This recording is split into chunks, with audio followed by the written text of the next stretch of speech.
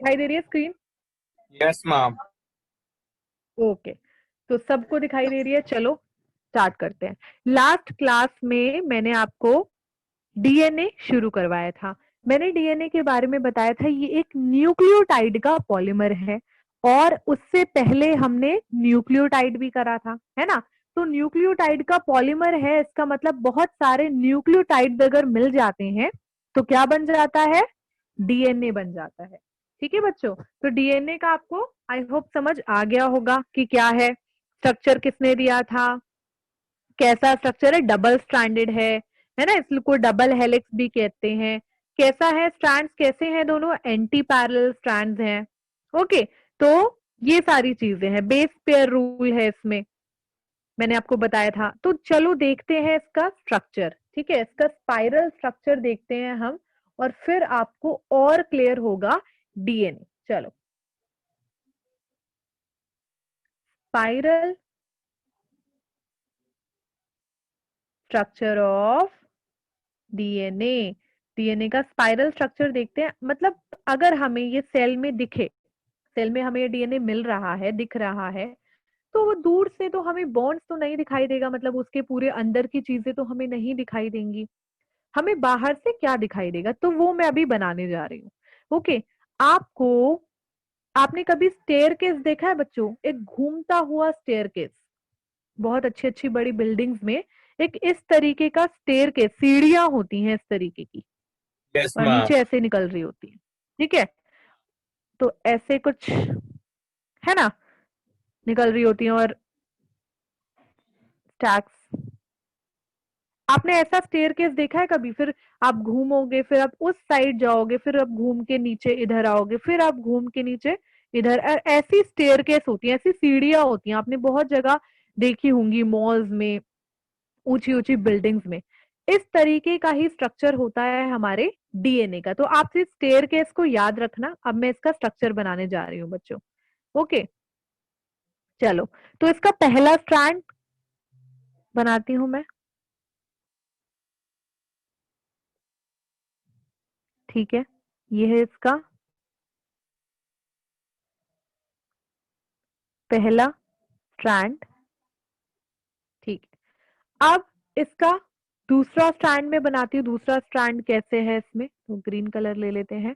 दूसरा स्ट्रैंड, क्योंकि जब वो सीढ़ियां आपस में चलती हैं तो, है ना, सीढ़ियों के आपस में चलने के लिए अभी दूसरा भी इसी के साथ चलेगा, दूसरा वाला जो उसका साइड है। तो ये देखिए,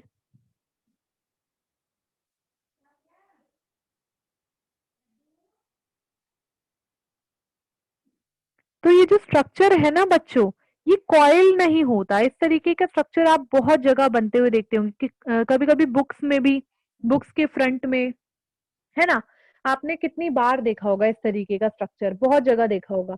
तो ये डीएनए होता है। ये डीएनए कभी भी कॉइल नहीं होता बच्चों। ठीक है, जैसे कि मैंने ये दूसरा स्ट्रक्चर बनाया। ओके, चलो इस ग्रीन वाले की बात करते हैं। ये जो मैंने बनाया है ग्रीन वाला, ग्रीन वाला जो स्ट्रैंड है वो कुछ ऐसे है। अगर मैं इसको ऐसे फिल कर देती हूँ ग्रीन वाले स्ट्रैंड को, तो ये देखो, ये पीछे से इसके साथ जा रहा है। ठीक है, देन अब ये घूमेंगे, तो ये स्ट्रक्चर कैसा हो गया, ये स्ट्रक्चर आगे हो गया, देखो। ठीक है, आगे हो गया। एक बार मैं इसका थोड़ा साइज बड़ा कर लेती हूँ, देखो, आगे हो गया ना ये स्ट्रक्चर, फिर वापस से पीछे की तरफ चला गया। तो आप क्या समझ रहे हो, ये एक ऐसा स्टेयरकेस है जो कि साथ में घूम रहा है, समझ रहे हो ना। स्टेयरकेस है, और यहाँ पे दो स्ट्रैंड हैं जो कि आपस में चल रहे हैं, घूमते हुए चल रहे हैं, नीचे आ रहे हैं, लेकिन कॉइल नहीं हो रहे, मतलब एक दूसरे से, ठीक है, टकरा नहीं रहे, क्रॉस नहीं हो रहे, कॉइल हो रहे हैं। तो आप ये स्ट्रैंड समझ गए डीएनए के। एक स्ट्रैंड ऐसे घूम रहा है, दूसरा स्ट्रैंड भी ऐसे ही घूम रहा है, लेकिन कोई भी, दोनों स्ट्रैंड आपस में चिपक नहीं रहे हैं, कॉइल नहीं हो रहे हैं। तो इस तरीके का स्ट्रक्चर होता है हमारे डीएनए का। किसी को इसमें कोई डाउट है? आपको समझ आया? कोई डाउट है किसी को? पूछो। No ma'am. है ना, तो इस तरीके का। और बीच में क्या लगा होगा इस डीएनए में, दोनों स्ट्रैंड में बीच में बेसिस लगे होंगे, जैसे कि वहां पे सीढ़ियां लगी होती हैं, तो यहाँ पे बेसेस लगे होंगे, नाइट्रोजन बेसेस लगे होंगे, ठीक है, बॉन्ड्स लगे होंगे बेसिकली। चलो वो मैं आपको दिखाऊंगी स्ट्रक्चर जब खोलूंगी। तो इस तरीके की दो स्ट्रैंड है, कॉइल हो रहे हैं आपस में, साथ में घूम रहे हैं, कैसे हैं, एंटी पैरेलल है, लेकिन एक दूसरे को क्रॉस नहीं कर रहे, कभी भी क्रॉस नहीं, ये इसको क्रॉस नहीं कर रहा है, ये उस साइड से बस जा रहा है, और इसके बीच में डिफरेंस होगा किसका, एक ऐसे स्टैक का। इस तरीके का स्ट्रक्चर होता है। ओके बच्चों, तो ये है हमारा डीएनए का स्ट्रक्चर, स्पाइरल स्ट्रक्चर होता है हमारे डीएनए का। अब क्या है, मैंने आपको बताया था कि ये एंटी पैरेलल स्ट्रैंड है, तो इस वाले स्ट्रैंड की बात करते हैं, पिंक वाले की। इसका थर्ड प्राइम अगर यहाँ पे होगा, तो नीचे की तरफ आप आते हैं, तो नीचे इसका कौन सा होगा, इसका फिफ्थ। फिफ्थ प्राइम होगा, है ना।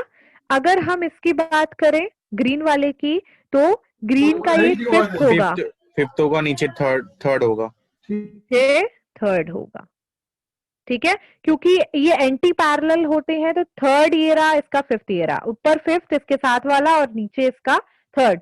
अब ये देखो इसके अपोजिट है, तो ये हो गया हमारा, ये क्या है, यहाँ पे कैसा है, ये इसका थर्ड कार्बन जो है वो फ्री है, थर्ड कार्बन फ्री, ठीक है, और यहाँ पे फिफ्थ कार्बन इसका फ्री है, इसका ऐसे यहाँ पे थर्ड कार्बन फ्री है, ऐसे इसका यहाँ पे फिफ्थ कार्बन फ्री है। ओके, नाउ ये हो गया हमारा, ये हो गया। इसके बाद मैं आपको थोड़ा सा और इधर चलते हैं, अब मैं आपको बताती हूं इस एग्जैक्ट स्ट्रक्चर, अगर हम इनको डिटेलिंग में देखें, डिटेल में देखें, तो एग्जैक्ट स्ट्रक्चर कैसा दिखेगा। चलो, तो एक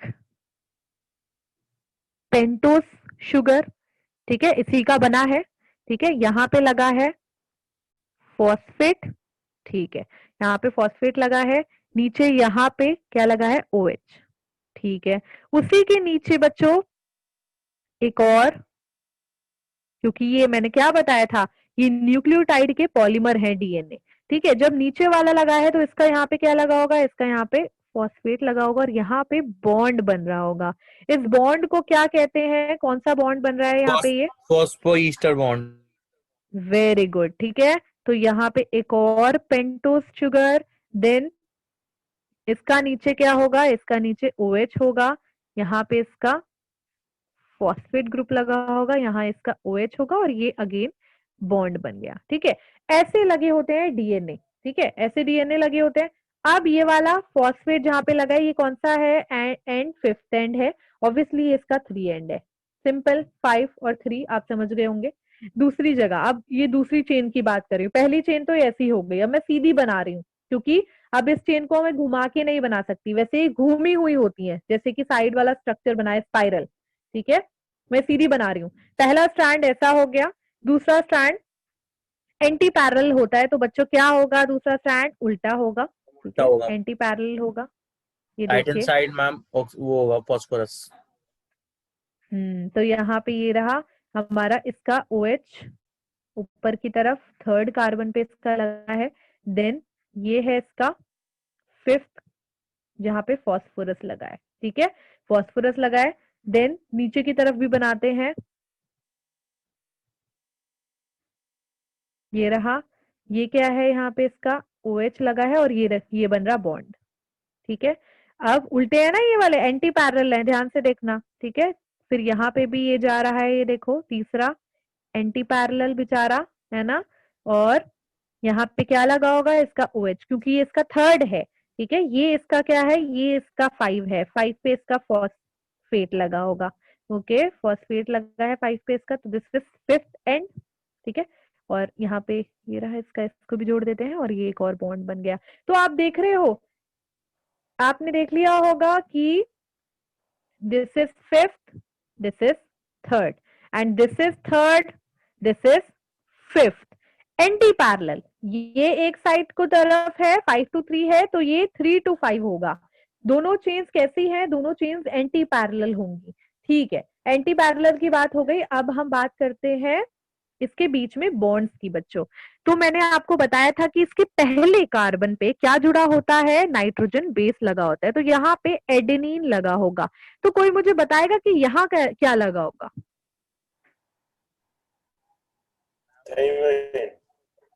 हाँ जी, थाइमीन। तो यहाँ पे थाइमीन लगा होगा, सिंपल है। बेस पेयर रूल पे चलते हैं, एडेनिन हमेशा थाइमीन के साथ बनाता है और 2 हाइड्रोजन बॉन्ड बनाएगा, ठीक है। सो 2 बन गए, ठीक है। यहाँ पे अगर मैं लगाऊं साइटोसिन, तो यहाँ क्या लगा मैम जी होगा? से होगा मैम, ग्वानीन, ठीक है। कितने ट्रिपल बॉन्ड बॉन्ड? बनाएगा मैम, ट्रिपल। ट्रिपल बॉन्ड बनाएगा, वेरी गुड। अच्छा, अगर यहाँ पे मैं लगाऊं टी, तो यहाँ पे थाइमीन लगाया मैंने, ए, 2 बॉन्ड, ठीक है।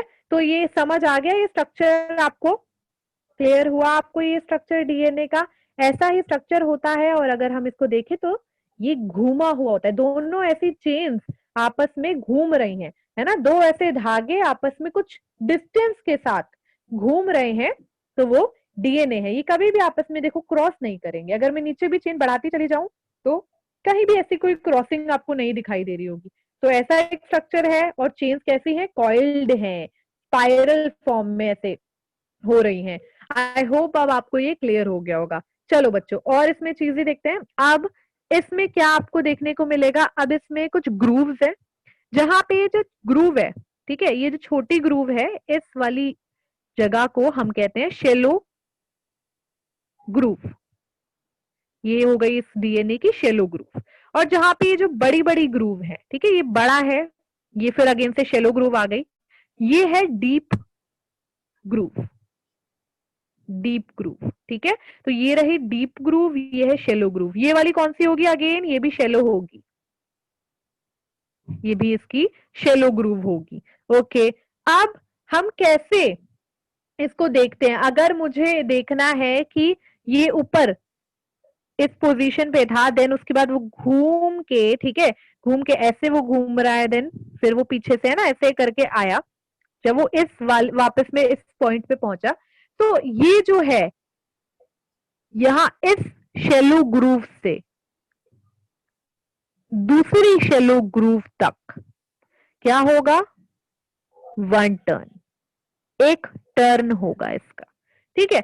आप अगेन ये सीढ़ी की बात करते हैं, आप सीढ़ी के इस वाले जगह खड़े हो, ठीक है, तो आप नीचे ही, आपका जो फ्रेंड है वो इस वाली जगह पे खड़ा है, ठीक है। तो एक टर्न आप समझ रहे हो, दिस इज यहां से लेकर दिस इज यहां तक 1 टर्न। ओके, तो शेलो ग्रूव से लेकर दूसरी शेलो ग्रूव तक इसका एक टर्न हो जाता है, कि एक बार घूम लिया, एक बार घूम लिया, तो ये एक 1 टर्न है। और 1 टर्न कितने का होता है? क्या डिस्टेंस होता है 1 टर्न का? 34 एमस्ट्रॉन्ग इसका डिस्टेंस होता है। तो दिस इज 1 टर्न। एक टर्न को अगर आपको कभी भी बताना है किसी को, तो एक शेलो ग्रूव से दूसरी शेलो ग्रूव तक उसका एक टर्न होगा, एक डीप ग्रूव से दूसरी डीप ग्रूव तक उसका एक टर्न होगा। तो उसका एक टर्न आपको समझ आ गया।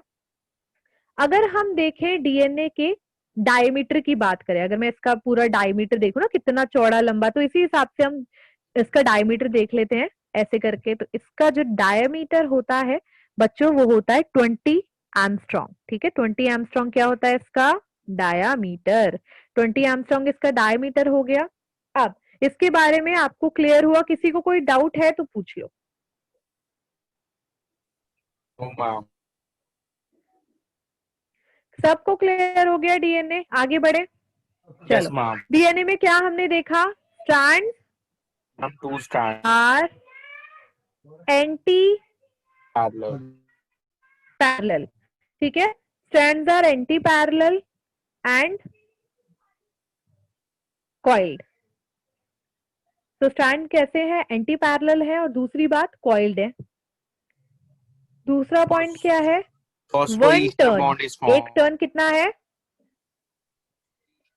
34 34 एमस्ट्रॉन्ग। हाँ जी, क्या कह रहे हो? Phospho, ma'am phosphoester bond. हाँ एमस्ट्रॉन्ग, 34 एमस्ट्रॉन्ग। अच्छा, हाँ फॉस्फोइस्टर बॉन्ड। एक सेकेंड, ये चेक ठीक करिए।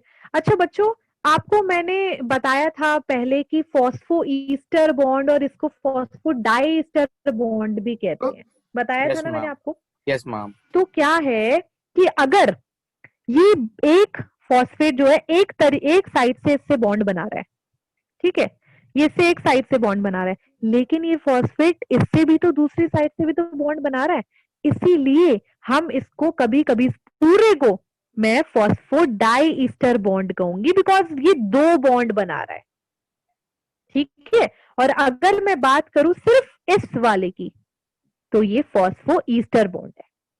तो इसीलिए कभी कभी बुक्स में आपको फॉस्फो डाइस्टर मिलेगा, कभी कभी बुक्स में आपको फॉस्फो ईस्टर मिलेगा। तो आप समझ जाना कि फॉस्फो जो फॉस्फेट है वो ऊपर भी अटैच है नीचे भी अटैच है, इसीलिए ये जो बॉन्ड बनाता है इसको फॉस्फो डाइस्टर बॉन्ड भी कह सकते हैं, और एक बॉन्ड बना रहा है तो इसलिए इसको फॉस्फो ईस्टर बॉन्ड भी कहते हैं। ठीक है बच्चों, तो ये एक कंफ्यूजन है जो बच्चों को रहता है, आपको क्लियर हो गया होगा। आगे बढ़ते हैं। तो स्ट्रैंड्स कैसे एंटी पैरेलल हैं, कॉइल्ड हैं। एक टर्न कितना है 34 आर्मस्ट्रॉन्ग, ठीक है, एक टर्न कितना होगा, ऑब्वियसली 360 डिग्री का एक टर्न होगा, है ना, 360 डिग्री जब मूव करते एक टर्न हो गया, वो 34 आर्मस्ट्रॉन्ग का होगा। अच्छा, एक और चीज, वन टर्न, ठीक है, एक क्या लिख दिया मैंने, रुक जाओ, इन वन टर्न अब कितने बेसिस हैं, एक टर्न जब हुआ ऊपर हमारा 360 डिग्री जब घूमा, ठीक है, Ma'am, जब मैं 3 base. ऊपर वाली सीढ़ी पे थी, कितने base pair, Ma'am, 3. Ma'am, 3. 10 base. एक मैम शैलो पे शैलो ग्रुप, डीप ग्रुप और बच्चे, एक और शैलो ग्रुप। हाँ वो तो ठीक है, जब मैंने एक टर्न लिया तो उसमें 10 बेस पेयर, मुझे अभी यहाँ पे आपको बेस पेयर बताने हैं, ठीक है, वो तो आपको समझ आ गया कि शेलो ग्रुप से शेलो ग्रुप तक एक टर्न होगा, है ना। तो जब हम एक टर्न लेते हैं तो मैंने 10 सीढ़ियां उतरी, समझ रहे हो। अगर मैं ऊपर से नीचे उसी जगह आना चाहती हूँ, अगर मैंने 360 घूम लिया और मैं नीचे उसी जगह आ गई जिस जगह मैं ऊपर खड़ी थी, और फिर ऊपर मेरी दोस्त खड़ी हो गई, नीचे मैं उसी जगह आ गई जिस जगह मेरी दोस्त ऊपर खड़ी है, तो उसमें मैंने 10 सीढ़ियां उतरी, ठीक है बच्चों। तो एक टर्न में 10 बेस पेयर होते हैं, क्लियर, सबको क्लियर है मेरी बात, मेरी Yes, ma'am. आवाज आ रही है, आप लोगों की नेटवर्क इशू है लग रहा है आज काफी। और ये चीज हो गई। अब दो बेस पेयर के बीच में कितना डिस्टेंस होता है वो भी देख लेते हैं। So between two consecutive base pair, उनके बीच में कितना डिस्टेंस होता है, उनके बीच में डिस्टेंस होता है 3.4 एमस्ट्रॉन्ग, ठीक है। तो 3.4 एमस्ट्रॉन्ग डिस्टेंस होता है इसके बीच में। ये देखो, अगर मैं बात करूं इसके और इसके बीच के डिस्टेंस की, ठीक है, तो इसके बीच में डिस्टेंस होता है 3.4 एमस्ट्रॉन्ग। ओके, तो डिस्टेंस को आपको इतना याद नहीं रखना है, आपको यही सब पढ़ने को मिलेगा आगे की क्लासेस में। ओके, और डिटेलिंग इसमें देंगे, तो ये सब बहुत बेसिक है, आपको पता होना चाहिए डीएनए के बारे में कि दो कॉन्सिक्यूटिव बेस पेयर के बीच में इतना डिस्टेंस होता है, एक टर्न में 10 बेस पेयर होते हैं। ओके, एक टर्न का जो हमारा होता है डिस्टेंस वो 34 आर्मस्ट्रॉन्ग होता है ना, बस, और डायमीटर 20 आर्मस्ट्रॉन्ग होता है। ये चार चीजें आपको याद रखनी है। एंटी पैरेलल होते हैं और कॉइल्ड होते हैं। अच्छा बच्चों, चलो आगे बढ़ते हैं। सबको मेरी आवाज आ रही है, एक बार मैं दोबारा से चेक कर लेती हूँ meeting room. Okay, DNA, DNA के 5 टाइप हैं, जल्दी जल्दी से बता दूंगी क्योंकि यहाँ पे हमें बेस पेयर के हिसाब से और कॉइलिंग के हिसाब से ही देखना है। ओके, जितना आपको पता होना चाहिए कि डीएनए एक तरीके का नहीं है, डीएनए ए, ठीक है, डीएनए बी, डीएनए सी, डीएनए डी और डीएनए जेड, ठीक है। डायरेक्ट इसके बाद जेड दे दिया भाई, हम आगे नहीं बढ़ेंगे, हम थक गए, ठीक है। तो इसके बाद हम बेस पेयर देखेंगे कि किसमें कितने बेस पेयर होते हैं। अब बेस पेयर की बात करें, डीएनए ए में 11 बेस पेयर होंगे। कैसे बेस पेयर होंगे, 11 बेस पेयर वन टर्न में, समझ रहे हो आप, वन टर्न में बेस पेयर की बात हो रही है, ये नहीं पूरे टोटल बेस पेयर की बात नहीं हो रही है, वन टर्न में। डीएनए बी में 10 बेस पेयर होंगे एक टर्न में, ठीक है। डीएनए सी में होंगे 9.33, ठीक है। डीएनए डी में 8 बेस पेयर होंगे एक टर्न में, और जेड में सबसे ज्यादा होंगे बच्चों, 12 बेस पेयर होंगे एक टर्न में। कॉइलिंग की बात करें, मतलब कैसे, अब कुछ सीढ़ियां राइट हैंडेड घूमती हैं, कुछ सीढ़ियां लेफ्ट हैंडेड में घुमाती हूँ, है ना। कुछ सीढ़ियां राइट हैंडेड घूमती हैं तो उस कॉइलिंग को राइट हैंडेड कहते हैं, राइट हैंडेड कॉइलिंग है। तो सबकी राइट हैंडेड कॉइलिंग है, लेकिन जेड वाले की ये थोड़ा सा उल्टा है, इसमें बेस पेयर भी ज्यादा है, तो यहाँ पे लेफ्ट हैंडेड कॉइलिंग होगी। ये बहुत ज्यादा स्मार्ट है, ये सोचता है कि मैं सब कुछ अलग रखूंगा सबसे। तो डीएनए जेड में लेफ्ट हैंडेड कॉइलिंग होती है और उसमें 12 बेस पेयर होते हैं एक टर्न में। आई होप आपको ये क्लियर हो गया होगा। अब हम आरएनए की बात करते हैं। डीएनए सबको क्लियर है, आगे बढ़े हम। Yes ma'am. ओके, चलिए आरएनए की बात करते हैं। आरएनए, रिबो, ठीक है, और राइबो न्यूक्लिक एसिड, ठीक है। राइबो न्यूक्लिक एसिड, ये कितने तरीके के होते हैं हमारे आरएनए? कोई मुझे बताएगा ये कितने तरीके के होते हैं? आरएनए, हाँ एमआरएनए, जी,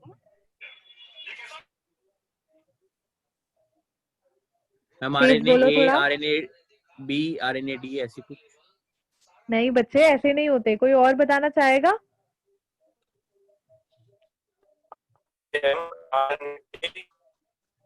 हम्म, एम आरएनए कभी आपने सुना हो? Yes ma'am. M RNA, T RNA और आर आरएनए, इन 3 तरीके के आरएनए हमको देखने हैं। अब इनमें बहुत डिफरेंस क्या है सिंपल मैम? से, हाँ बच्चे, आरएनए टी, आरएनए पढ़ा है मैम, डिफरेंस क्या है मैम? हाँ वही, अब मैं इसको आपको इसमें डिफरेंस बताना चाहूंगी। मैसेंजर आरएनए, ठीक है, एमआरएनए को मैसेंजर आरएनए कहते हैं, टीआरएनए को ट्रांसफर आरएनए कहते हैं, ठीक है बच्चों। और आरआरएनए को हम राइबोसोमल आरएनए कहते हैं, राइबोसोमल आरएनए। चलिए अब इसमें कुछ बातें कर ली जाएं। तो अगर आप लोग ध्यान से अब नहीं सुनोगे तो आपको कभी क्लियर नहीं होगा इन तीनों का फंक्शन, ठीक है। देखो, एमआरएनए मैसेंजर आरएनए, ठीक है, काम नाम क्या है? मैसेंजर। तो क्या होगा? मैसेंजर ही जैसा बिहेव करेगा। एक सेकेंड आप रुकिए, बस जस्ट एक सेकेंड, मैं अभी आ रही हूँ।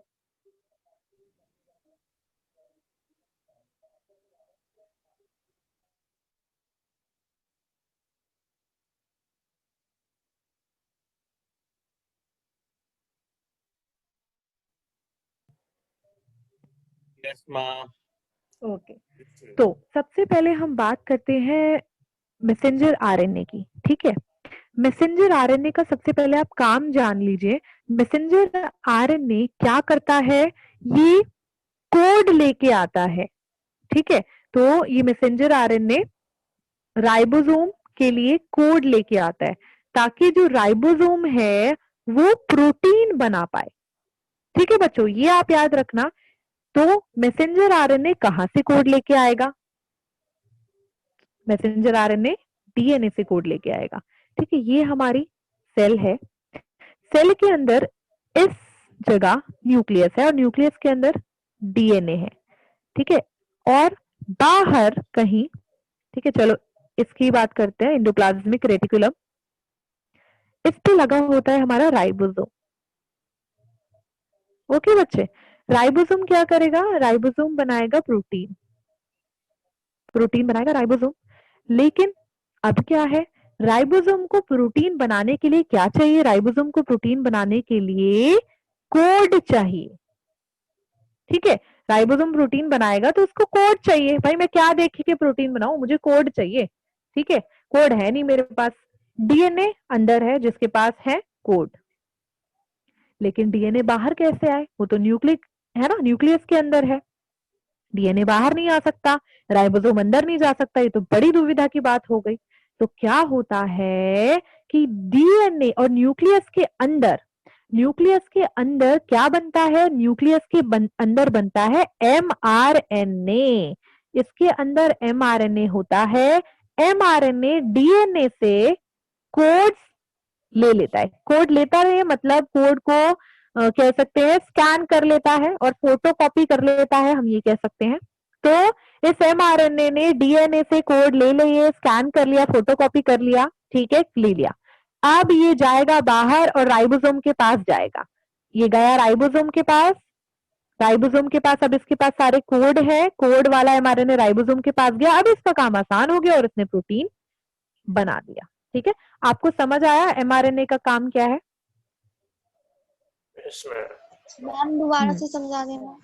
दोबारा बता देती हूँ। देखो क्या है कि डीएनए न्यूक्लियस के अंदर है, एंडोप्लाज्मिक रेटिकुलम पे राइबोसोम जो कि बाहर है न्यूक्लियस से।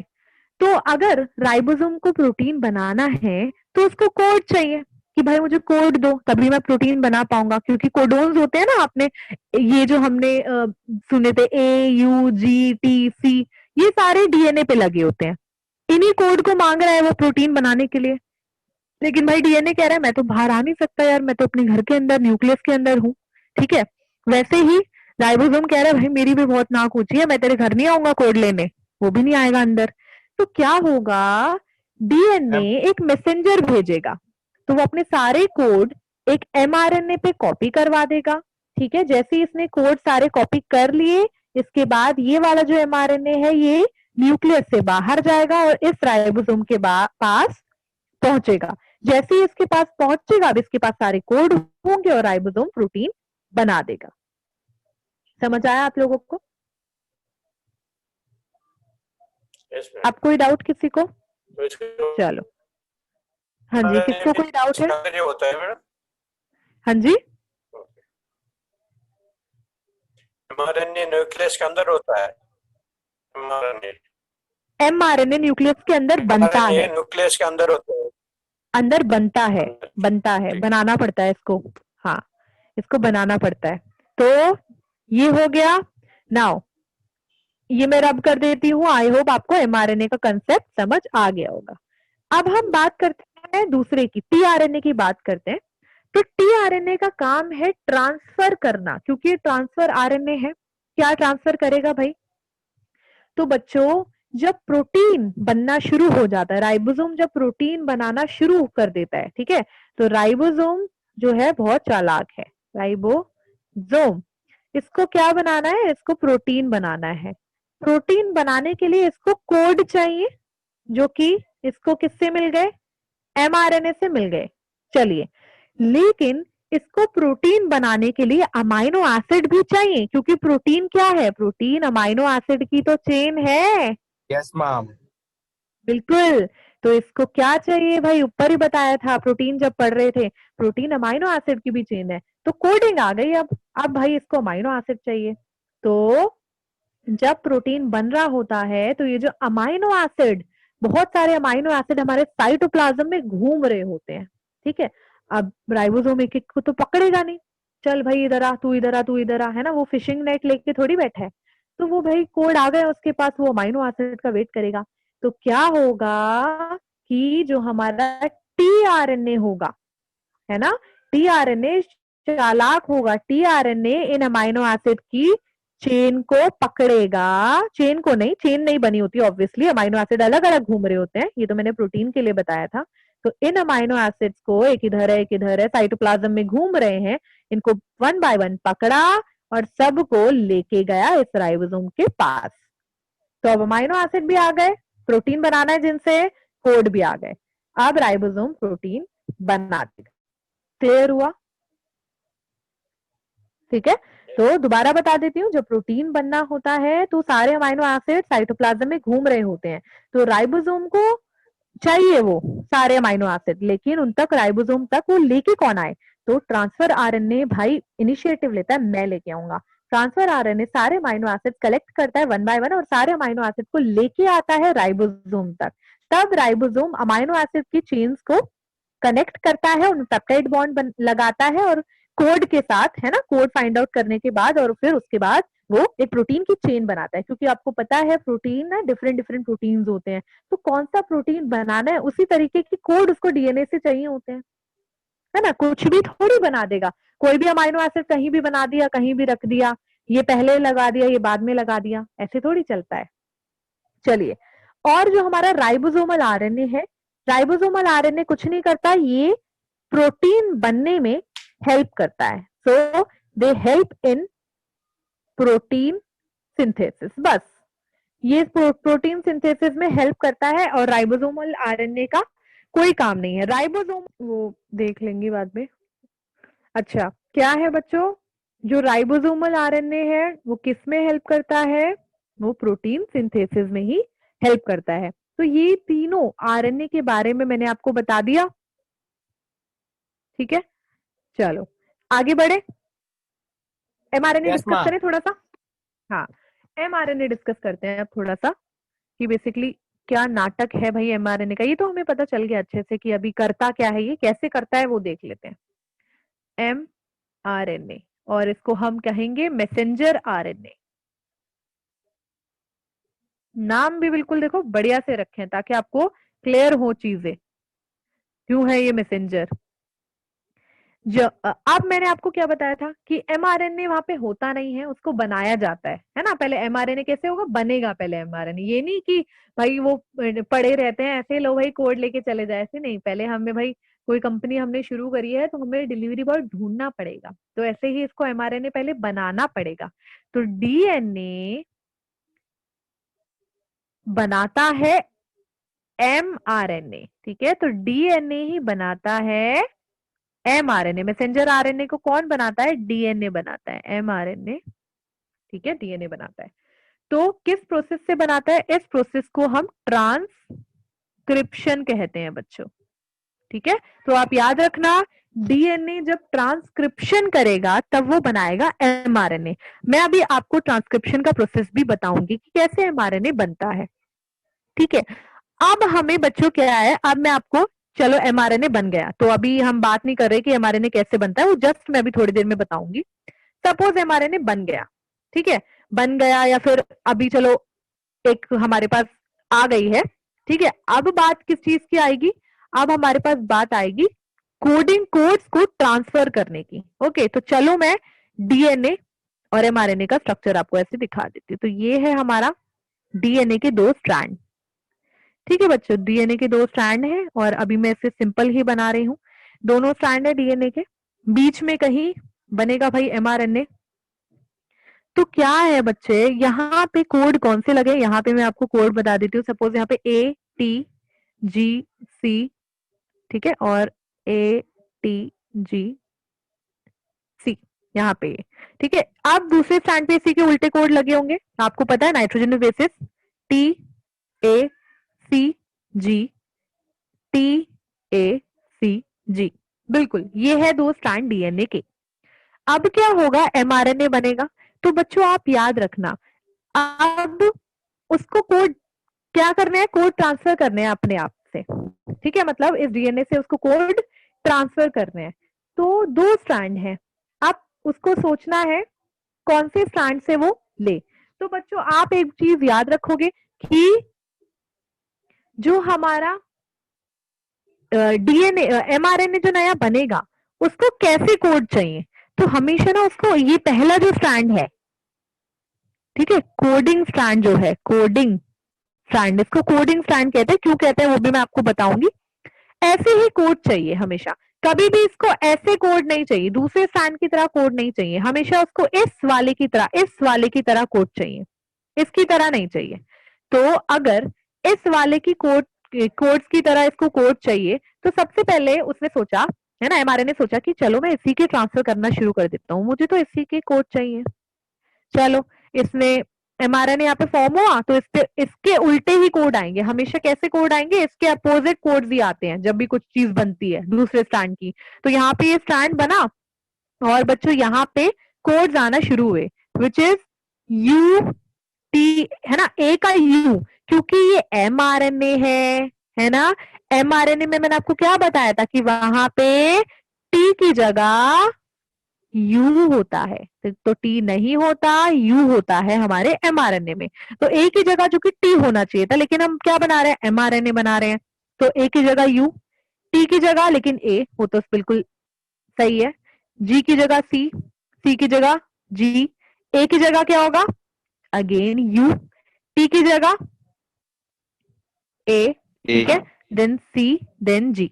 चलिए, तो आप बताओ बच्चे, ये जो इसने नए कोड बनाए हैं, क्या ये इसके जैसे दिख रहे हैं? मुझे तो बिल्कुल नहीं लग रही है इसके जैसे, पर ये इससे ज्यादा मैच कर रहे हैं। ए सी सी जी, फिर ये अलग है ऑब्वियसली, यू, इसमें यू होगा तो इसमें टी होगा, ए सी जी, बिल्कुल ये कोड इससे मैच कर रहे हैं, सारे कोड इससे मैच कर रहे हैं। भाई ये तो गड़बड़ हो गई, मुझे तो इसके कोड चाहिए थे, और मैंने जब इसको ट्रांसक्राइब करा तो मुझे तो इसके कोड मिल गए, ये तो गड़बड़ हो गई। तो it is a wrong method.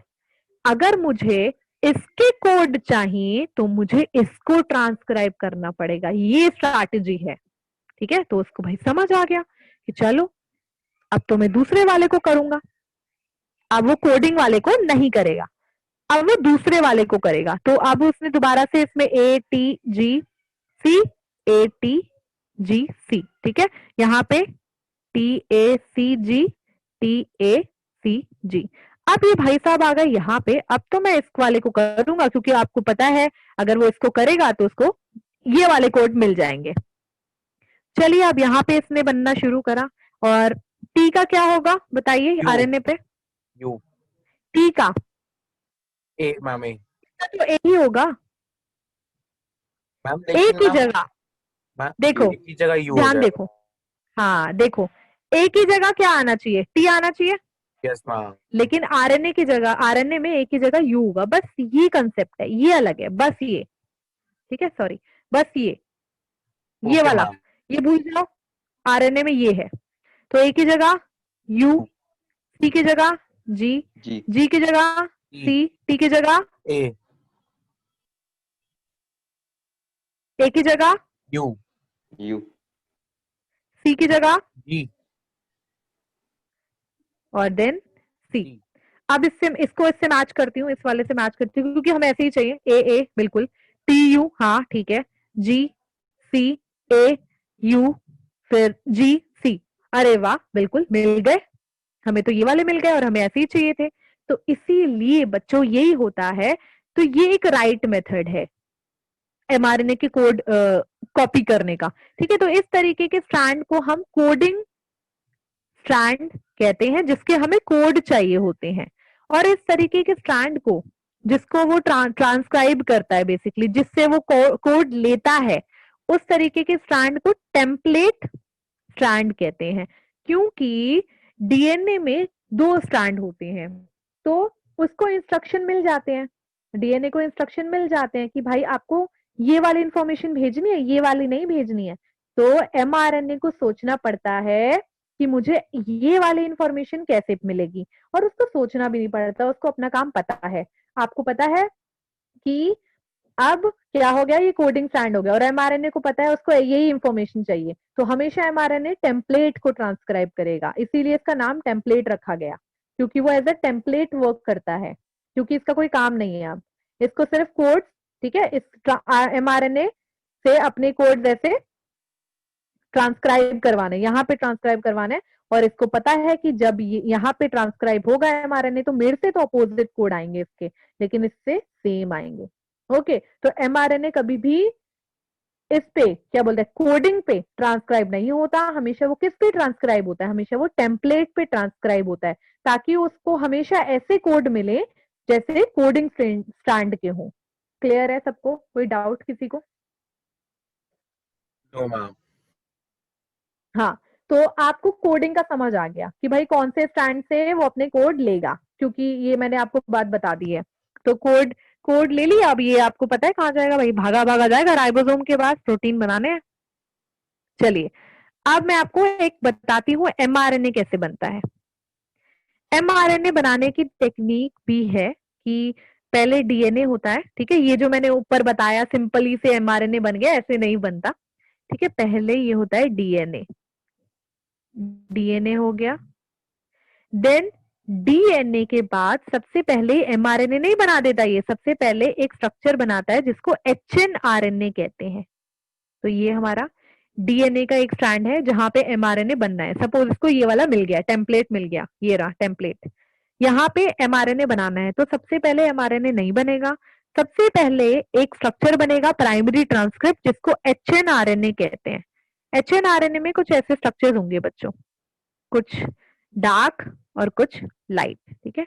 तो अगेन डार्क लाइट, ठीक है, कुछ और ऐसे डार्क, ये स्ट्रक्चर बनेगा सबसे पहले। बन गया भैया ये स्ट्रक्चर, इसको क्या कहते हैं, इसको कहते हैं एचएनआरएनए। एचएनआरएनए बन गया। तो क्या है, एचएनआरएनए को हम यूज क्यों नहीं कर लेते, डायरेक्ट ही एमआरएनए क्यों नहीं बन गया, डायरेक्ट इसमें कोड क्यों नहीं ले रही है? क्योंकि इसमें कुछ ऐसी चीजें हैं जो हमें नहीं चाहिए। तो इसमें दो तरीके के पार्ट्स होते हैं। ये वाले जो पार्ट्स हैं हमारे, ये डार्क हैं जो, इनको हम एक्सॉन कहते हैं, ठीक है, ये रहे एक्सॉन। और जो व्हाइट वाले पार्ट हैं हम इनको इंट्रॉन कहते हैं। तो this is intron 1, intron 2, intron 3, intron 4, intron 5, ठीक है। Exon 1, exon 2, exon 3, exon 4, exon 5। क्या है कि भाई जो इंट्रॉन है वो तो कोडिंग पार्ट है, लेती हूँ इंट्रॉन कैसा है, ये कोडिंग, ये अच्छे पार्ट है, ये हमें चाहिए, ये कोडिंग पार्ट है, इस पे कोडिंग हो सकती है आराम से। और जो हमारे, ठीक है, एक सेकेंड पर उल्टा हो गया, ये हमारे नॉन कोडिंग है, इंट्रॉन हमारे नॉन कोडिंग पार्ट है, इस पे कभी भी कोडिंग नहीं हो सकती, ठीक है। और जो हमारे एक्सॉन्स हैं वो कैसे हैं, वो कोडिंग पार्ट है, बहुत अच्छे हैं, इन पे हमें कोडिंग होगी। तो जिस पे कोडिंग होगी हमें वो ही मिले तो क्या बात है। तो जिस पे कोडिंग होगी हम वही लेंगे, जिस पे कोडिंग नहीं होगी हम उसको काट देते हैं, ठीक है। तो हम इसके लिए क्या यूज करते हैं, हम इसके लिए एक एंजाइम यूज करते हैं जिसको इंडोन्यूक्लियेज कहते हैं बच्चों, इंडोन्यूक्लियेज। ये सीजर होती है, ठीक है, सीजर, चाकू, सॉरी कैंची, ठीक है, कैंची यूज करते हैं बाल काटने के लिए, वैसे एंजाइम यूज करते हैं ये सब पार्ट्स काटने के लिए। तो एंडोन्यूक्लियस किस लिए होती है, स्प्लाइसिंग के लिए। स्प्लाइसिंग मतलब समझ लो रिमूव करना, स्प्लाइसिंग। तो हमने इससे स्प्लाइसिंग करी, सारे पार्ट्स अलग हो गए। 1, ये डार्क वाला, light, again dark, light, again dark, ठीक है, कितने, 3 4 5, फिर लाइट, अगेन डार्क, और रुक जाओ जगह नहीं बची, ठीक है। और क्या बचा हमारा, एक डार्क और एक लाइट, ठीक है, ये पार्ट्स बचे। अब हमने ये रिमूव करना है, ये जो है हमारे, सॉरी, ये जो हमारे लाइट वाले ये हमें नहीं चाहिए, ये नहीं चाहिए, नहीं चाहिए, नहीं चाहिए, नहीं चाहिए, क्योंकि इंट्रॉन है। तो हम सारे एक्सॉन्स को ज्वाइन कर देंगे आपस में, वो सारा ब्लैक ब्लैक पार्ट हमने ले लिया, ठीक है। कैसे करेंगे, लाइगेज से करेंगे। लाइगेज बेसिकली ज्वाइनिंग के लिए एंजाइम होती है। तो आप ये छोटी मोटी चीजें याद रखिएगा ताकि आपको पता भी चल रहे कि कोई एंजाइम कटिंग के लिए होती है और कोई एंजाइम ज्वाइनिंग के लिए होती है। तो इससे हमने क्या करा, ज्वाइनिंग ऑफ एक्सॉन्स, मिल गए हमें एक्सॉन, एक्सॉन की ज्वाइनिंग हो गई। एक्सॉन की ज्वाइनिंग के बाद ये जो हमें स्ट्रक्चर मिला है, ठीक है, ये है एमआरएनए। तो आप समझ गए एमआरएनए कैसे बनता है। एमआरएनए डायरेक्ट नहीं बन जाता, पहले ये सारी चीजें होती हैं, एचएनआरएनए बनता है, ठीक है। एचएनआरएनए को हेटेरोन्यूक्लियर आरएनए कहते हैं। देन उसमें आपको बहुत सारे इंट्रॉन एक्सॉन देखने को मिलेंगे। फिर आपको एक्सॉन जो कि कोडिंग पार्ट है उसको रखना है, इंट्रॉन को रिमूव करना है। एंडोन्यूक्लियस सारे इंट्रॉन भगा देती है, रिमूव कर देती है। लाइगेज से सारे एक्सॉन जो है ज्वाइन हो जाते हैं। देन उसके बाद ये स्ट्रक्चर बन गया, इसको स्टेबलाइजेशन के लिए छोड़ देते हैं, मतलब स्टेबलाइजेशन होता है। फिर इसका स्टेबलाइजेशन में क्या होता है कि भाई ये सुंदर सा हमारा एमआरएनए जो बना है इसमें हम क्या करेंगे स्टेबलाइजेशन में, इस एमआरएनए में हम इसको कैप पहनाएंगे। तो पहले मैंने इसको कैप पहना दी, कैप लगा दी आगे की तरफ, पीछे की तरफ मैंने इसकी पूंछ भी लगा दी, टेल लगा दी, ठीक है। तो हम कितना काम कर रहे हैं, कैप लगा दी है और टेल लगा दी है, ठीक है। तो ये इसका कौन सा एंड है, ये इसका फिफ्थ एंड है, ये इसका थर्ड एंड है। कैप लगा दी, टेल लगा दी। कैप लगाने को मैं कहूंगी कैपिंग, टेल लगाने को मैं कहूंगी टेलिंग। कैप लगा दी, टेल लगा दी, और क्या करा, स्टार्टिंग में होते हैं वो कैसे होते हैं, वो होते हैं स्ट्रक्चरल जीन्स। भाई ये बन गया बढ़िया सा एमआरएनए। ओके, तो आपको क्लियर है एमआरएनए? किसी को कोई डाउट है तो मुझसे पूछ लो।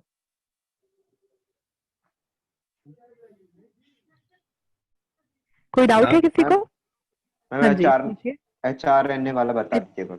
एचएनआरएनए वाला देखो, एचएनआरएनए एक ऐसा पार्ट है, ये प्राइमरी ट्रांसक्रिप्ट होता है, मतलब ये सबसे पहले ट्रांसक्राइब होने वाला पार्ट। जैसे कि ऊपर कितनी इजीली बताया मैंने कि ये डीएनए है और ये आरएनए बन गया और इसने कॉपी भी कर लिया कोड, ठीक है। लेकिन इतने जल्दी ये नहीं होता, पहले ये डीएनए है, इसको देखा देखी एचएनआरएनए बनता है, ठीक है।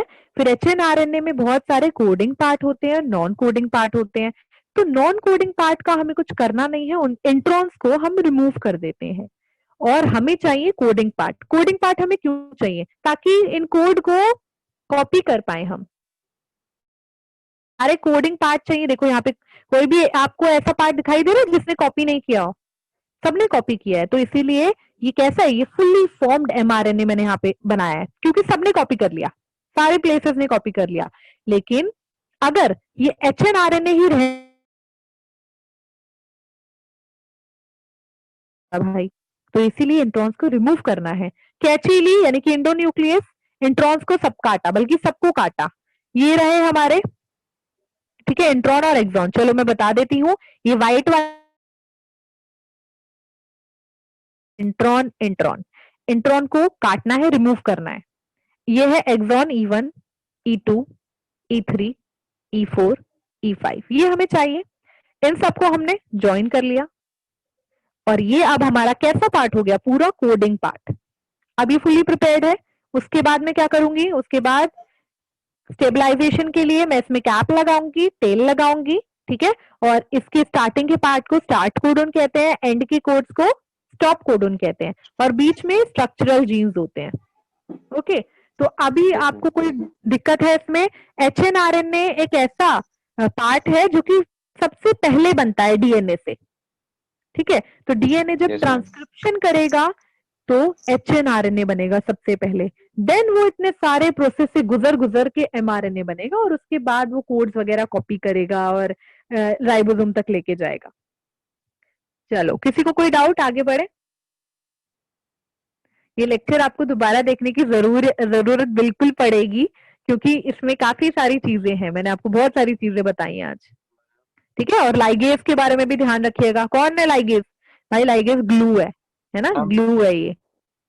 हाँ जी, मैम आरएनए तो मैम एक अनस्टेबल प्रोडक्ट है या एक्टिव प्रोडक्ट है, तो आवाज मैम नहीं आ रही है आपकी प्रियांशु। मैम आरएनए तो एक अनस्टेबल प्रोडक्ट है ना, तो मैम वो स्टेबल कैसे हो जाता है मैम जब वो बनता है? आरएनए एक अनस्टेबल प्रोडक्ट, देखो हमेशा, मतलब आरएनए उतना रिएक्टिव नहीं है बच्चे, उतना रिएक्टिव नहीं है कि मतलब ये जो क्या बोलते हैं कि जैसे ही बने वैसे ही इधर उधर रिएक्शन करना शुरू हो जाए। हाँ, ये बिल्कुल अनस्टेबल है, लेकिन मैंने इसको स्टेबलाइज करा, मतलब हमारी बॉडी इसको, हमारा सेल जो है इसको स्टेबलाइज कर रहा है। देखो स्टेबलाइज करा ना उसने, स्टेबलाइज करा, यस मैम। स्टेबलाइजेशन। तो इसीलिए ये स्टेबलाइजेशन हमने करा कैप और टेल लगा के। अगर हम नहीं लगाते तो अगेन ये रिएक्टिवली वर्क करता और बहुत रिएक्टिव हो जाता, चीजों के साथ रिएक्ट करने लगता, ठीक है। और आपको पता है एमआरएनए जब बनता है और पूरा अपना काम कर देता है ना, तो जल्दी से एमआरएनए डिस्ट्रॉय हो जाता है, एमआरएनए को डिस्ट्रॉय कर दिया जाता है, क्योंकि फिर उसके बाद दूसरा एमआरएनए बनाया जाता है दूसरे कोड्स के लिए। एक एमआरएनए हर कोड का काम नहीं करेगा, हर प्रोटीन का काम नहीं करेगा। Yes ma'am. तो ऐसी बात है, क्योंकि हमने स्टेबलाइजेशन करा। चलो अब हम पढ़ते हैं टीआरएनए, ठीक है। टीआरएनए है ट्रांसफर आरएनए, ठीक है। ट्रांसफर आरएनए को हम सोल्यूबल आरएनए भी कहते हैं।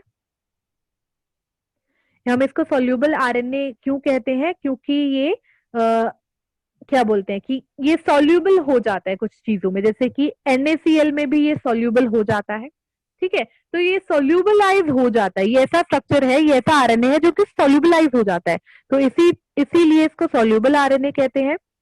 ये हमारा स्मॉलेस्ट आरएनए है बच्चों, स्मॉलेस्ट आरएनए। ओके, तो ये हमारा स्मॉलेस्ट है और हमारा सोल्यूबल है। ये मैं बना के दिखाती हूँ, आपको पता है ना ये कौन है, ये क्या काम करता है, बताइए मुझे। Ma'am transport. अभी पिटोगे तुम, कोई बताएगा मुझे? अमीनो एसिड को मैम ढूंढना, हाँ, ट्रांसपोर्ट कह रहा था कोई। अमीनो एसिड टू ट्रांसपोर्ट तो ठीक है ना बच्चे, पहले अमीनो एसिड को ढूंढेगा भी तो, बाइंड भी तो करवाएगा।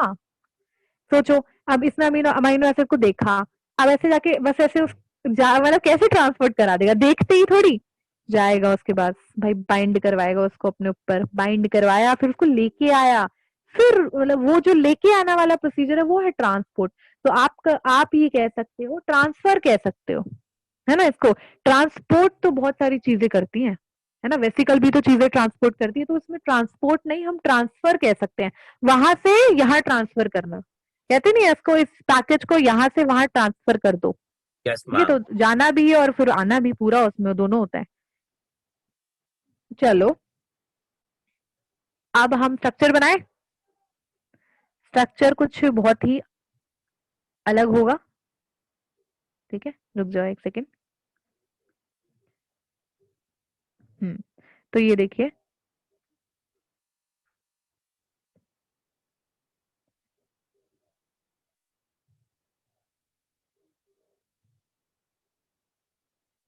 हाँ लूप्स है इसमें, ठीक है, स्ट्रक्चर में कैसे है, लूप्स है, स्ट्रक्चर में आपको लूप मिलेंगे, और जबकि एक ही चेन का बना है, एक ही स्ट्रैंड का बना है ये, पर एक स्ट्रैंड ऐसे घुमा हुआ है, आपको लगेगा दो स्ट्रैंड है। ये देखो, एक ही स्ट्रैंड, अभी दिखाती हूँ एक ही स्ट्रैंड का कैसे बनाई है।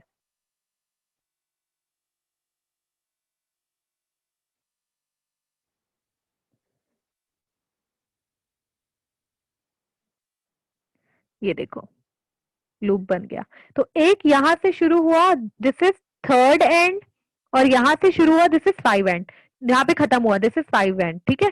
तो थर्ड प्राइम से शुरू होता है बच्चों, 5 प्राइम पे खत्म होता है, तो कैसा है, एक ही स्ट्रैंड तो है पर कैसा घूमा हुआ है, ठीक है, इस तरीके से घूमा हुआ है कि हमें कैसा लग रहा है, डबल स्ट्रैंड लग रहा है, और इस तरीके के स्ट्रक्चर को हम टीआरएनए कहते हैं, ये टीआरएनए है।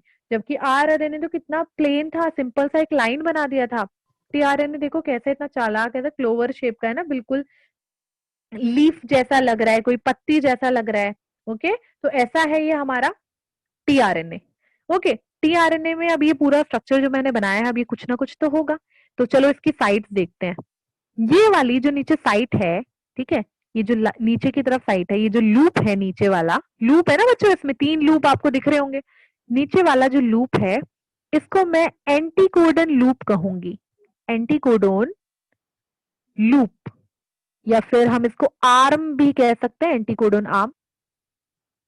चलो, तो ये क्या होता है, यहाँ पे कोड रीडिंग साइड होती है, कोड रीडिंग साइट, ठीक है, कोड रीडिंग साइट क्या है, कोड को मतलब क्यों यहाँ पे रीड करना जरूरी है, और किसके कोड को यहाँ पे रीड करेगा, तो बच्चों यहाँ पे किसके कोड को ये रीड करेगा, जैसे कि मैंने आपको बताया है कि ये एमआरएनए कलेक्ट, ये अमाइनो एसिड हाँ कलेक्ट करके लाता है ना, जब ये अमाइनो एसिड कलेक्ट करके लाता है तो नीचे की तरफ ये एमआरएनए के कोड चेक करेगा ना, ध्यान लगाओ, एमआरएनए में यहाँ पे AUG है, ओके, तो यहाँ पे इसका उल्टा एंटी कोड क्या बनेगा, यू, ए का यू, क्योंकि ये आरएनए है, ए का यू का क्या होगा, UAC AC, ठीक है, तो ये बन गया इसका एंटी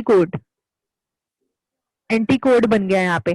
तो बच्चों क्या है कि एमआरएनए पे जो कोड होते हैं ये उनको पढ़ता है, और एमआरएनए पे कोड पढ़ के अमाइनो एसिड ढूंढेगा। आप दिमाग लगाओ ना, इसको अमाइनो एसिड ढूंढने हैं लेकिन इसको पता नहीं है कौन से अमाइनो एसिड ढूंढने हैं, तो ये सबसे पहले एमआरएनए को अपने पास बुलाएगा, भाई तू इधर आ, जब वो अमाइनो एसिड को एमआरएनए को बुलाएगा, जब उसने एमआरएनए को बुलाया तो टीआरएनए उस पर चढ़ेगा, उस पे चढ़ के देखेगा कि इसके पास कौन कौन से कोड है, कौन से लूप से देखेगा, एंटी कोडन लूप से देखेगा। एंटी कोडन लूप से उसने क्या देखा कि भाई इसके पास तो EUG कोड है, तो अब मैं अमाइनो एसिड ये वाला ही लेके आता हूं। ठीक है, तो ऊपर से यहाँ पे ऊपर चलते हैं डायरेक्ट। यहाँ पे है OH, जहां पे थर्ड OH लगा है, यहाँ पे एक साइट है अमाइनो एसिड बाइंडिंग साइट। जैसे ही नीचे इसने यहाँ पे पढ़ा वैसे ही ऊपर यहाँ पे अमाइनो एसिड ज्वाइन कर लिया। So this is amino acid binding site. तो आपको क्लियर हो रहा है बच्चों, इसका काम क्या है, अमाइनो एसिड ढूंढने का। लेकिन इसको पता नहीं कौन से अमाइनो एसिड ढूंढने हैं, तो ये इसको कौन बताएगा, ये mRNA को बुलाएगा, उसके ऊपर चढ़ेगा, उसकी कोड देखेगा, उसकी कोड देख के ऊपर थर्ड OH की तरफ अमाइनो एसिड बाइंडिंग साइट जहां होती है वहां पे अमाइनो एसिड बाइंड करने लगेगा। अच्छा, एक कोड, फिर आगे बढ़ाएगा mRNA को दूसरा कोड, फिर दूसरा अमाइनो एसिड ले लिया, फिर आगे बढ़ाया, फिर तीसरा कोड, फिर और एक कर ले लिया। तो आप समझ रहे हो कैसे चलता है। किसी को कोई डाउट है तो पूछ लो। सबको क्लियर है? Yes, ma'am. अच्छा, इस ये वाली जो चेन है ये खत्म किस पे होती है, ठीक है, ये वाली जो है हमारी, ये सॉरी एक बार स्टार्टिंग में मैंने आपको बताया था ना कि यहाँ से शुरू होती है और यहाँ से शुरू होती है बच्चों, 5 to 3 होती है। ठीक है, याद रखना 5 to 3 होती है, 3 to 5 नहीं होती। ठीक है, 5 to 3 होती है। यहाँ से शुरू होगी और यहाँ पे ऐसे ऐसे देन ऐसे देन ऐसे और यहाँ खत्म होगी, थर्ड पे खत्म होगी। तो 5 to 3 होती है बच्चों, 5 to 3। और लास्ट में कौन से कोड लगे होते हैं, सी, ठीक है, सी ए। कैसे पढ़ेंगे इन्हें, CCA पढ़ेंगे। ACC मत पढ़ना क्योंकि 5 से शुरू हो रही है 3 पे खत्म हो रही है, तो CCA पढ़ना। ठीक है, और क्या क्या चीजें हैं इसमें, यहाँ पे ये वाला जो लूप है इसको T लूप कहते हैं। T लूप क्यों है भाई, ये राइबोसोम को हेल्प करता है रिकॉग्निशन और बाइंडिंग में। ठीक है, क्योंकि आपको पता है जब इसको अमाइनो एसिड मिल गए तो ये राइबोसोम के पास जाएगा। तो ये जो लूप है ये हेल्प करेगा, help in ribosome binding and recognition. ठीक है, राइबोसोम बाइंडिंग और रिकॉग्निशन में ये हेल्प करता है टी लूप, क्योंकि mRNA देख लिया, अमाइनो एसिड मिल गए, लेकिन राइबोसोम के पास जाना है, तो टी लूप जो है वो बाइंडिंग में हेल्प करता है राइबोसोम से। ठीक है, और ये वाला कौन सा है, ये वाला है हमारा डी लूप। डी लूप किस में हेल्प करता है, D loop amino acid recognition करेगा। So A amino acid recognition site, amino acid को रिकॉग्नाइज करना है ना। अमाइनो एसिड को भी तो आइडेंटिफाई करना है ना कि कहाँ पे है अमाइनो एसिड और कौन सा है यहाँ पे। तो ये देखो बहुत अच्छा है हमारे टीआरएनए, देखो कितनी अच्छी अच्छी चीजें हैं बच्चों हमारी सेल में। इस टीआरएनए को सब पता है और इसकी बॉडी पे सारी साइट है। यहाँ से मैं एमआरएनए से कोड देखूंगा, वहां से मैं अमाइनो एसिड बाइंड कर लूंगा, यहाँ से मैं राइबोसोम को बाइंड कर लूंगा, यहाँ से मैं अमाइनो एसिड को रिकॉग्नाइज कर लूंगा कि भाई वो है कहाँ पे और कौन सा है। ठीक है, आप देख रहे हो ना कितना मस्त है हमारी सेल, है ना, कितनी सही है। सबको क्लियर हुआ, किसी को कोई डाउट? सबको क्लियर है, किसी को कोई डाउट नहीं है बच्चों? ओके, तो कोई डाउट नहीं है आप लोगों को। एक सेकेंड, मैं ग्रुप में फिर भी पूछ लेती हूँ, आप लोगों में से बहुत बच्चे बोल नहीं पाते हैं, बोल नहीं रहे हैं। एक सेकेंड, हाँ जी। अब हम बात करते हैं हैशटैग RRNA की। ठीक है, हैशटैग RRNA क्यों कहा, क्योंकि इस RRNA को पकड़ना मुश्किल ही नहीं नामुमकिन है, क्योंकि ये डॉन है, इसके बारे में ज्यादा चीजें हमें पता नहीं है, इसके स्ट्रक्चर के बारे में बेसिकली। तो इसका स्ट्रक्चर का रिसर्च जो है अभी तक इतना हुआ नहीं है कि इसका स्ट्रक्चर ऐसे बनाया जा सके, पर हमें पता है इस तरीके की भी एक चीज है। और ये किसका बना होता है, बस हमें 3 चीजें इसके बारे में पता है, मतलब थोड़ी बहुत ज्यादा भी पता होंगी, लेकिन मुझे आपको 3 ही बतानी है। It is made up of protein and, एक सेकेंड, प्रोटीन एंड, एक सेकेंड रब नहीं हो रहा, प्रोटीन एंड आरएनए, ठीक है। प्रोटीन और आरएनए का एक ये मिक्सचर है हमारा। कैसा है ये हमारा? ये कॉइल स्ट्रक्चर होगा, ठीक है। मतलब वही है, इसका स्ट्रक्चर आइडेंटिफाई अभी नहीं हुआ है ठीक से, तो कॉइल स्ट्रक्चर माना जाता है। और हेल्प क्या करता है? प्रोटीन बनाने में हेल्प करता है, प्रोटीन सिंथेसिस में हेल्प करता है। ओके, नाउ क्लियर है सबको? आगे बढ़े। बस ये है, इसका कोई चीज नहीं, बस प्रोटीन सिंथेसिस में हेल्प करता है। इसका नाम राइबोसोमल आरएनए है। ये राइबोसोम प्रोटीन का बना होता है, ये कॉइल स्ट्रक्चर है। चलिए बच्चों, थोड़ी सी और चीजें कर लेते हैं। एक एटीपी में आपको और बताती हूँ। आपने हैशटैग एटीपी तो सुना ही होगा, यस मैम। मुझे फुल फॉर्म बता सकता है कोई इसकी? Adenosine triphosphate. Very good, adenosine triphosphate, very good. आप लोगों को पता है काफी सारी चीजें, तो जो लोग नहीं बोल पा रहे, जो बच्चे ड्यू टू नेटवर्क इशू, मुझे पता है आप लोगों को भी बहुत सारी चीजें पता होंगी, ठीक है। पर वही है, ऑफलाइन क्लास होती तो ज्यादा मजा आता है इस सब चीज में। अच्छा, एटीपी का स्ट्रक्चर बहुत सुना है, एटीपी एनर्जी। एटीपी एनर्जी कहाँ से बना है, कैसा स्ट्रक्चर है, चलो देख लेते हैं। सो बच्चों, ये जो एटीपी है ये किसका बना है? इसमें भी पेंटोस शुगर है, ठीक है, plus nitrogen base, pentose sugar, nitrogen base, एक सेकेंड ठीक कर देती हूँ, नाइट्रोजन बेस और 3 फॉस्फेट। जबकि डीएनए में मैंने क्या बताया था, मतलब न्यूक्लियोटाइड में मैंने क्या बताया था? पेंटोस शुगर, नाइट्रोजन बेस और एक फॉस्फेट। एक फॉस्फेट। लेकिन हाँ, लेकिन यहाँ पे कितने फॉस्फेट? क्योंकि ट्राइफॉस्फेट है तो यहाँ पे 3 फॉस्फेट होंगे। और एक और इंपॉर्टेंट चीज, नाइट्रोजन बेस में यहाँ पे एडेनिन होगा बच्चों, एडेनिन।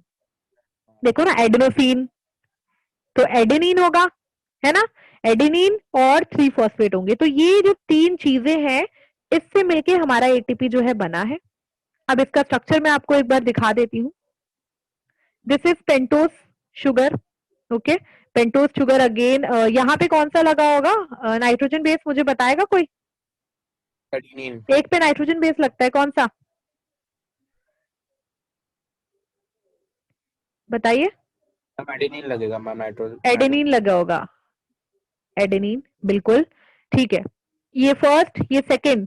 अब फॉस्फेट लगा है। हाँ जी, वो अभी साइड देखेंगे। यहाँ पे OH, ठीक है, ये हो गया। देन यहाँ पे फिफ्थ हो गया हमारा, फिफ्थ कार्बन। फिफ्थ कार्बन पे लगा होगा फॉस्फेट 1, फॉस्फेट 2, फॉस्फेट 3, ठीक है, समझ आया आपको? Yes ma'am. हाँ, तो ये स्ट्रक्चर है हमारे, इसका क्या बोलते हैं, एक सेकेंड, इसमें कुछ चीजें मैं आपको दिखाती हूँ। ये बॉन्ड मैंने कैसे बनाए हैं? लहराते हुए। लेकिन ये बॉन्ड मैंने सीधा बनाया है। तो बच्चों यहाँ पे एक डिफरेंस है, वो जस्ट मैं अभी आपको बताने वाली हूँ। ये एटीपी का Partial bond स्ट्रक्चर है, बताती हूँ ना मैं आपको। क्योंकि जब एटीपी को हम तोड़ते हैं, एटीपी जब ब्रेक है ना, ब्रेक होता है, एटीपी जब टूटता है, एनर्जी निकलती है, आप कितनी बार कहते हो। तो एटीपी जब टूटता है तो सबसे पहले जो बॉन्ड ब्रेक होता है वो ये वाला होता है, ठीक है। तो ये वाला थर्ड जो है हमारा थर्ड बॉन्ड, ये हमारा सेकंड बॉन्ड है, ये हमारा फर्स्ट बॉन्ड है। तो सबसे पहले हमारा थर्ड बॉन्ड टूटेगा, जब एटीपी ब्रेक होगा तो क्या बनेगा? डाइफॉस्फेट। फिर हमारा सेकंड बॉन्ड टूटेगा, फिर बनेगा ट्राइफॉस्फेट। लेकिन इसका ये जो थर्ड बॉन्ड है वो नहीं टूटता, इसलिए मोनोफॉस्फेट तक रह जाता है। क्लियर है आपको? तो हम इसको बहुत बार आपने सुना होगा कि पहले ही डाई से ट्राई होता है या फिर डायरेक्ट मोनो में कन्वर्ट हो जाता है। तो 2 बॉन्ड टूटते हैं, कभी भी इसका ये जो तीसरा बॉन्ड है वो इतनी जल्दी आसानी से ब्रेक नहीं होता, इसलिए मैंने यहाँ पे स्टिफ बॉन्ड बनाया और यहाँ पे हल्के हल्के बॉन्ड लहराते हुए बनाए हैं। ओके, चलो एक और इम्पोर्टेंट चीज, जब अगर हमारा थर्ड बॉन्ड टूटता है तो बच्चों, थर्ड बॉन्ड ब्रोकन होता है तो कितनी एनर्जी मिलती है? इट गिव्स, याद रखना, 8.15 किलो कैलोरी मोल पर मोल, ठीक है। इतना एनर्जी हमें मिलता है, 8.15। अगर हमारा सेकंड बॉन्ड टूटता है तो हमें कितना एनर्जी मिलेगा? 6 पॉइंट। ये वैल्यूज जो है इंपॉर्टेंट है, मतलब यही वैल्यूज है, इतनी ही मिलती है, ठीक है, हर बुक में इतनी ही है, 6.5, ठीक है। और न्यू रिसर्चेस के हिसाब से अपडेशन वैल्यू है किलो कैलोरी पर मोल,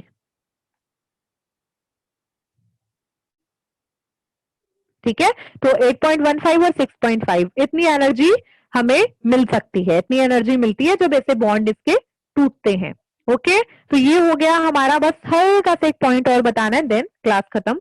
तो बच्चों क्या है कि एटीपी, एटीपी ध्यान रखना, बॉन्ड तोड़ता है, एटीपी का जब बॉन्ड टूटता है तो वो कन्वर्ट होता है एडीपी में, डाइफॉस्फेट में, ठीक है। एक बॉन्ड टूटा और वो डाइफॉस्फेट में कन्वर्ट हुआ, ठीक है। एडीपी जब एटीपी जब एडीपी में कन्वर्ट होता है तो क्या रिलीज होता है? एनर्जी रिलीज होती है। और क्या निकलता है? इनऑर्गेनिक फॉस्फेट्स निकलते हैं, क्योंकि फॉस्फेट सेपरेट हो गए। और एडीपी जब एटीपी में कन्वर्ट होता है तो बच्चों इसको फॉस्फेट भी चाहिए होते हैं और उसको एनर्जी भी चाहिए होती है।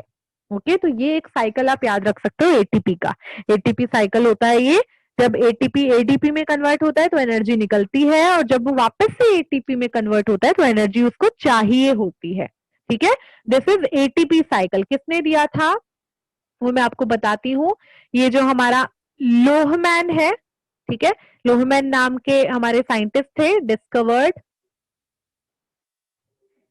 एटीपी, इन्होंने एटीपी को डिस्कवर करा था लोहमैन ने, ठीक है। लेकिन ये जो हमारे दूसरे थे लिपमैन, ठीक है, तो दूसरे थे हमारे कौन? लिपमैन, ठीक है। अब नाम इनका आप याद रख सकते हो आराम से, लिपमैन।